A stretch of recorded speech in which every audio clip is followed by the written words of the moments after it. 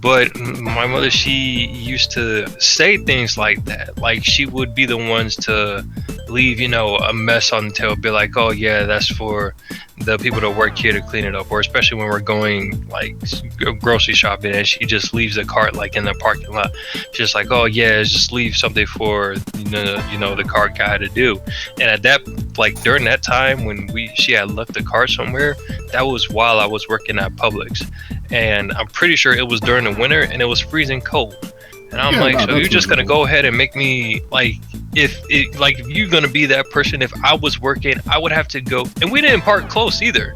So you would have to make me go all the way to the other side of the parking lot to go get your cart because I have to bring all the carts inside when it's cold and it's raining. And like customers just do the most. And yes, it's our job, but be a little That kind of just be a little reflects. considerate. Yeah, that kind of reflects how. No, I'm just making assumptions now, but if you do that on the regular, like at retails or restaurants or wherever the case may be, doesn't that kind of reflect you as a human being and how you live your life? I You know what I'm personally saying? think so for sure. I mean, You would because think. yeah, because like actions speak louder than words, of course. But I also think like the things that people do when they think no one is watching is who they really are. I mean, because and I don't know if it was my parents who said that. I don't know if it was from like an anime. I'm not really quite sure where I got that one. I'm pretty sure it was like a combination of my parents and anime. Um, but like I've kind of lived my life that way. Like basically, if someone is watching you, what would you do? Just live your life like that. Because people are always on their best behavior when they think someone's watching, and eventually it just becomes habit, where it's like, I'm a roll this cart in because what if the cart guy's looking? I don't want to think I'm an asshole or something. And eventually, it Right. doesn't matter that the cart guy isn't there. Like you're just like, It just happens, yeah. yeah, you just turned into a habit where it's like, oh, I just roll in on my cards. I mean, even when I went somewhere to lunch with, I didn't work directly with them, but they were, same company. And they just left all their stuff on the table. So I picked it all up. I put it on my tray. And I was like, hey, so where's the trash can? Because I had never eaten there before. He was like, oh, you can leave it there. They pick it up. And I was like, are you sure? And he just kind Yeah. of looked. He kind of looked at me. He was like, "Well, yeah, it's part of what they do." Alright. And I was like, "I mean, I don't mind throwing it away on the way out." And then a guy Nah, came not over. tonight, bro. He was like, "Oh no, no, sir, it's fine. I'll get it. It's okay." And Yep. I was like, "Oh, all right." And then I saw the trash can in the back, and I was like, "Oh, okay. I'll just throw it away next time I'm here or whatever." And as we were leaving, he was like, "You don't have to make a big deal out of all that stuff." And I was like, "Honestly, I felt weird leaving my trash on the table. Like I don't know why. I didn't want to do that." It So- just didn't seem yeah, like it just is right. not something I do. Like even if I'm eating food, if I get crumbs somewhere, I just brush them off the table and add them to like my trash. Like because if I can save somebody an extra 30 seconds, I'm gonna save you an extra 30 seconds because I know working in that retail 9 to 5 day, 30 seconds can be valuable. Like that half second you get in between, like I'm done cleaning up the dining room, I'm walking back to the kitchen. That 30 seconds of not having to do anything, that could be pretty pivotal in like not going postal and yelling at a customer or something. Mhm. Because I mean, like you said, TJ, it's the little things that you start appreciating, especially when you work in retail. Like I don't feel like anybody who hasn't worked in retail can truly appreciate a break. Seriously, man. Let me add on to that as well. Like a lot of the small things that might seem petty or whatever, or you're just setting something up for the cart guy to do or the waiter to do or whatever. That's just common sense, man. Just clean up behind yourself. Like practice that, and you can incorporate it into your own life, and you'll be a better person for you. Like trust me, bro. But and also what I wanted to bring up. Teach you to clean up the table after you're done eating. Right?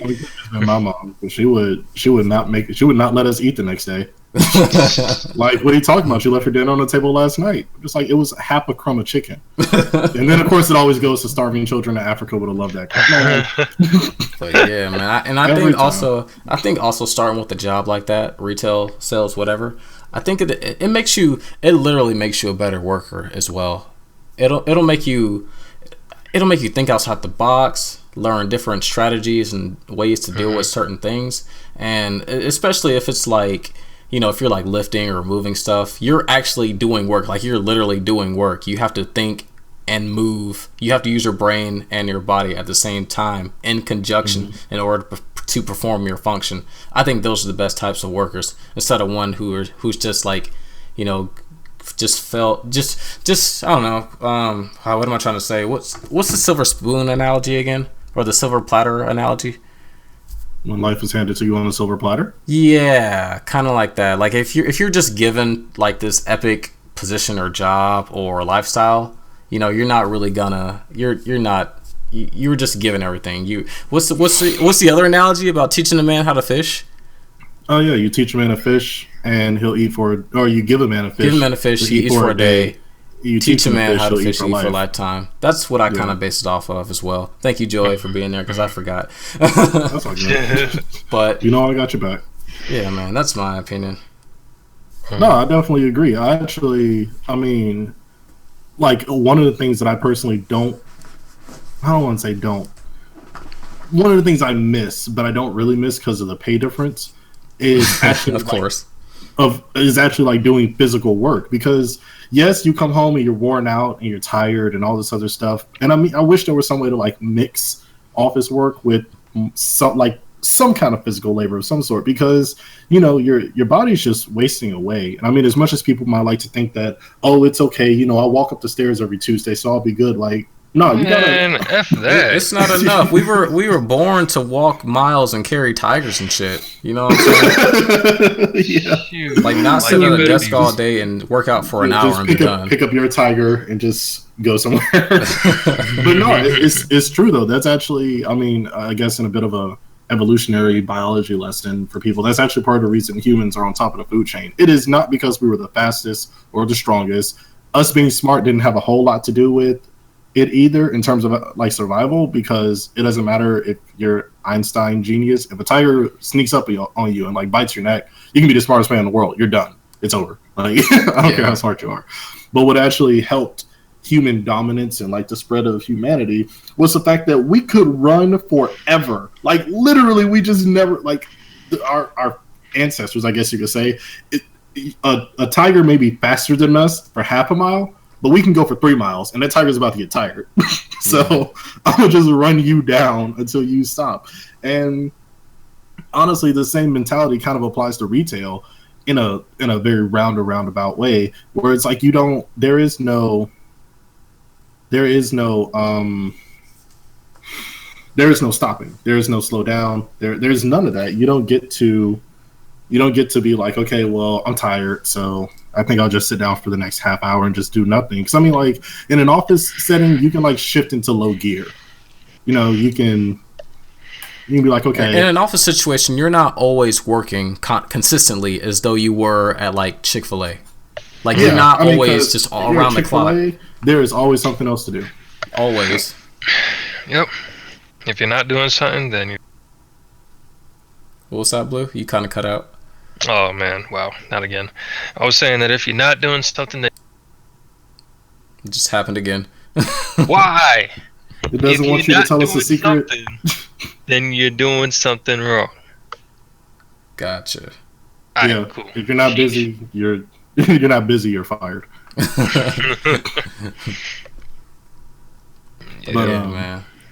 Yeah, like, I mean, because like you said, there's always something else to do. Like you can be like a master on the grill or whatever the case may be, and then somebody will be like, okay, we need the dining room cleaned up, and you'll be like, I work the grill, and they're like, okay, well, today you're gonna be cleaning the dining room because we need you to, and that's just how it is. Like working in that kind of environment, you eventually have to know how to do every single job there, because you never know. Like somebody could come in sick, or someone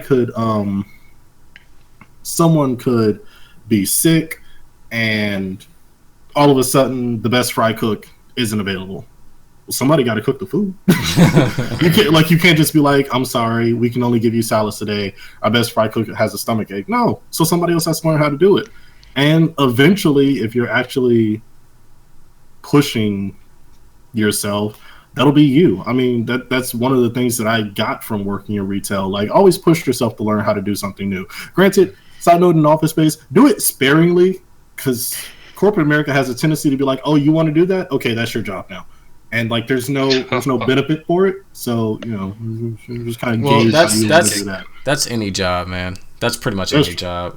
Yeah, but I personally feel like it's it can be easier to leverage for a promotion of sorts when you're working in retail, because people can literally see that you're doing more. Right. So, like if Blue's working at Chick-fil-A and he's working in the back and he occasionally does register, and then one day he notices that, I don't know, whoever is kind of tired and not really on top of their game, so he starts helping to clean up the dining room too. Like, you'll notice that because the dining room got cleaned.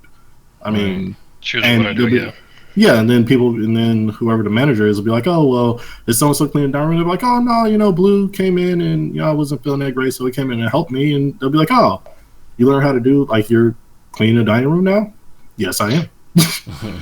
I mean, in that way, it'll be easier later on to be like, well, I'd like a raise. Well, why do you think you deserve a raise? Because I've been doing all this extra stuff. And, it's not always that clean in other styles of jobs, but another discussion for another time. Definitely.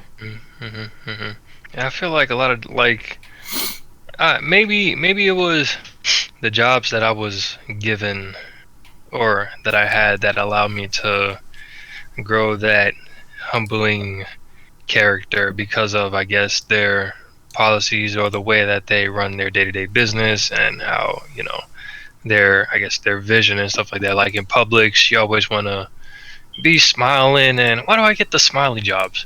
You always want to be smiling and make sure the customer is all right and that they got what they need, and especially when you're helping them take out their carts and what do they call them down here, buggies or some shit like that. Yeah. No, it's just carts. That's just your northern impression of Southern culture and you being a racist. I never heard of carts. I never heard of buggies until I came down here and started working. I'm messing with you. Some people do call it buggies. I was about to say, no way.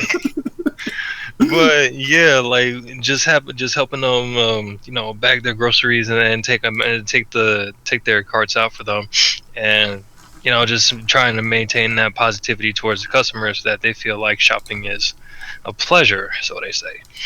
And then same thing goes for when I was working at Ross. They were saying that, yeah, people are like, they mentioned that, yes, people are going to come in, they're going to look at their clothes, they're going to look at their shoes, and they're going to make a mess. And it's going to piss you off. Clean it anyways. Mm-hmm. And I'm like, oh, really? And sure enough, I went through all the kids' shoes and the adult shoes, and I was working on clothes. I was not looking at the shoes for like literally 30 seconds. I turned around and I seen like 10 pairs of shoes on the floor. And I was like, you bastards. You little demons. Of course, I didn't say that out loud.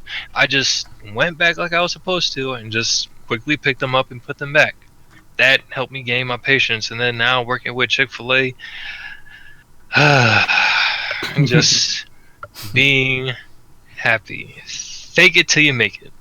That's pretty much what I learned. And it got to a point where it actually became like a daily thing where most times I actually was not faking it. Unless the customer was just being extremely difficult, then yes, I became faking it. But after a while, like, I learned that there's going to be those difficult customers that's going to be coming in. So instead of saying that yes, this person is an asshole, treat it like a challenge and do what the company's vision tells you to do, and do it to the fullest and prove that customer that even though you're being an asshole, I'm still going to do my job and do what you need. Even though you're probably not going to care how well I performed with the way that you've been treating me, when you leave, I know that, I handle that customer like a freaking boss. And next one that comes in, I don't even have to go Super Saiyan. I'm just going to use my potential. Yeah, it's just like the Cell Saga. Be a Super Saiyan all the time and it stops being stressful.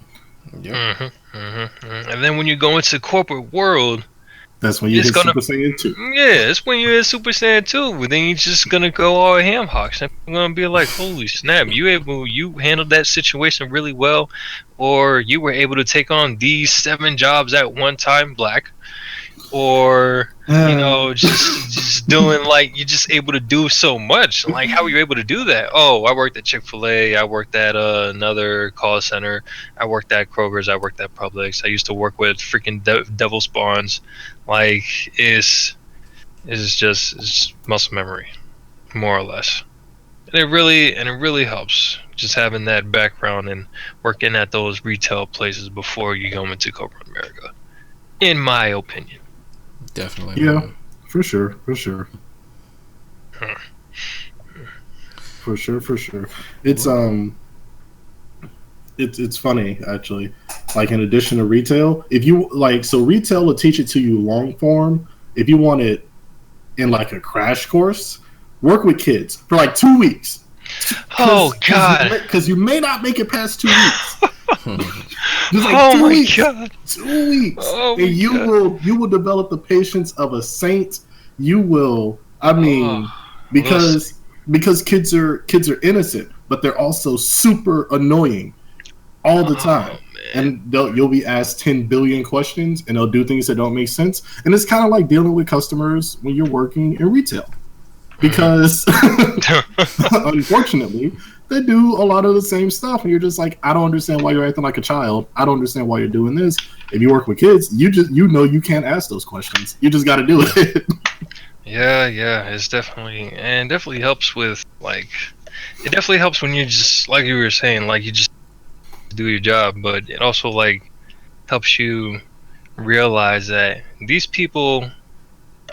humans are just humans, and they're going to be however the way that they are, and we just need to keep on doing their job. Like the way, like working with those kids after that camp was over, and I realized, holy crap, I made it out of hell, even though we were located inside of a church. I like the devil is a lion. He has many disguises, Blue. That's all it is. But after working with those kids, I realized that kids are kids, and like you said, they are innocent, so they are going to do whatever the hell they want because they do not know better. Mm-hmm. I just have to act accordingly so that I can make all our lives better.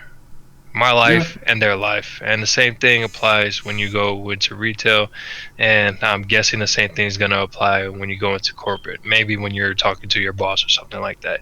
You do what you can to make your life better, but at the same time, it's probably more important that you make their lives better. When you make their lives better, your life becomes better. Yeah.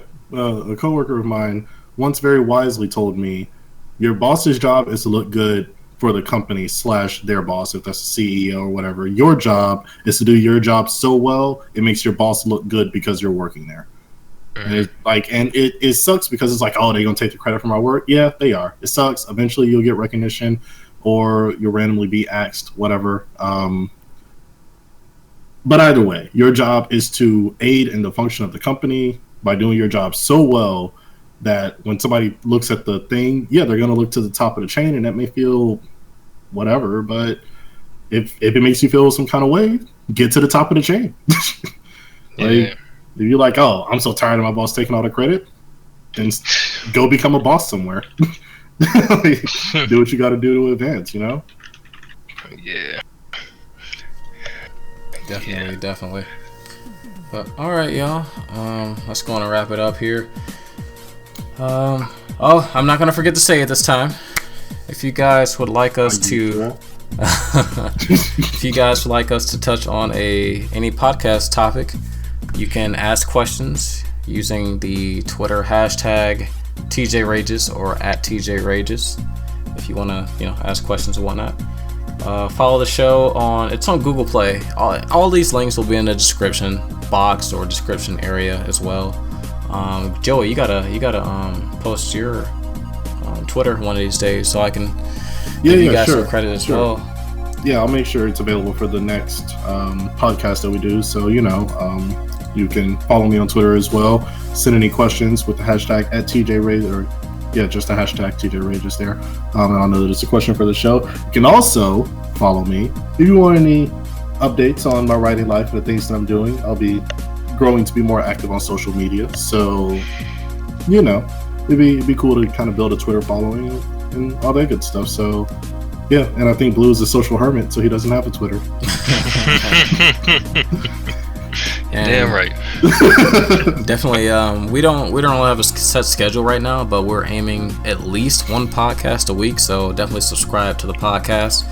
If you, I guess for whatever reason, don't like podcasts on like Google Play, which will eventually be on iTunes as well. You can also subscribe to the YouTube channel as well. I have podcasts, gaming stuff, and just hilarious shenanigans there as well. And yeah, other than that, we're not complaining. We just saying. We out. Bye.